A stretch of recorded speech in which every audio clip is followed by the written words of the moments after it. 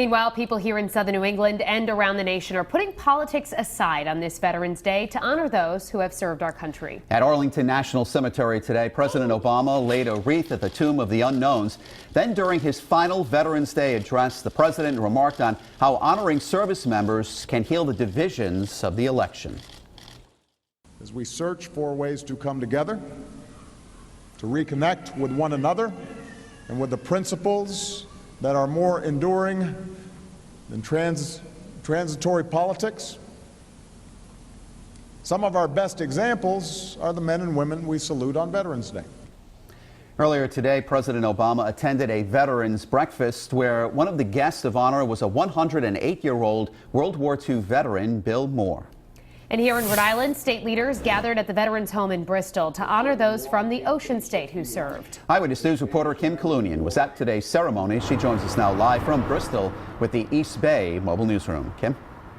Well, Mike Shannon, dozens of veterans gathered today at this ceremony at the Rhode Island Veterans Home. Many of them smiled as they heard the songs representing their branch of the military as played by a local high school band. And it was a chance for them to sit back and accept the thanks that they so deserve. A robust salute to local veterans.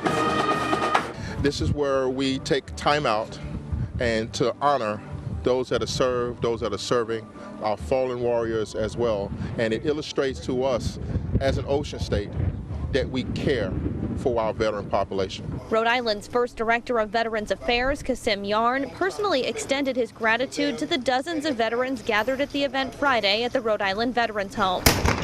The celebration of service featured a gun salute, color guard, and ceremonial wreath laying. Governor Gina Raimondo says Rhode Island alone is home to 72,000 veterans. I am so grateful to all of our veterans for serving this country.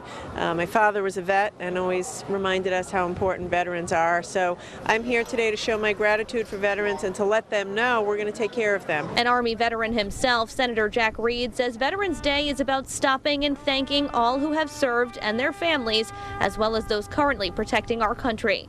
Just a few weeks ago, I was in Afghanistan or Iraq, and they're protecting us, but they're also inspired by all these veterans that have served in previous conflicts. So this is a day simply to step back and say thank you very much. And coming up new at 6, we'll tell you what local leaders say the impacts of this week's election will be on veterans both locally and nationally. For now, reporting live with the Mobile Newsroom, Kim Kalunian, Eyewitness News. Veterans Day has a more special meeting today in Rhode Island. That's because just days ago, Rhode Islanders approved a bond question that would help finish construction at the state's Veterans Home. And new at 6, Eyewitness News reporter Kim Kalunian has new reaction live now from the Mobile Newsroom. Kim? Well, Mike Shannon, obviously today's Veterans Day ceremonies come just several days after Election Day. And today we asked local leaders what they think the impacts will be on veterans both locally and nationally. At the Rhode Island Veterans Home in Bristol.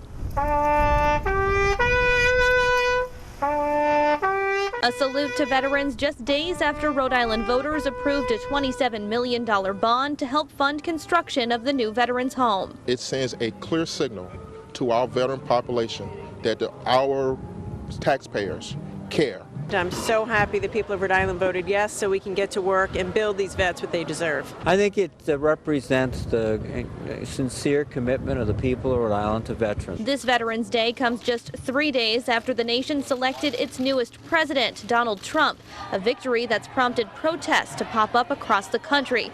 But Raimondo and Reed agree it's time to come together and unite, regardless of political views. Thousands and thousands of Americans, men and women who have served, and they served for something greater than themselves. And we have to adopt that attitude, see if we can find common ground.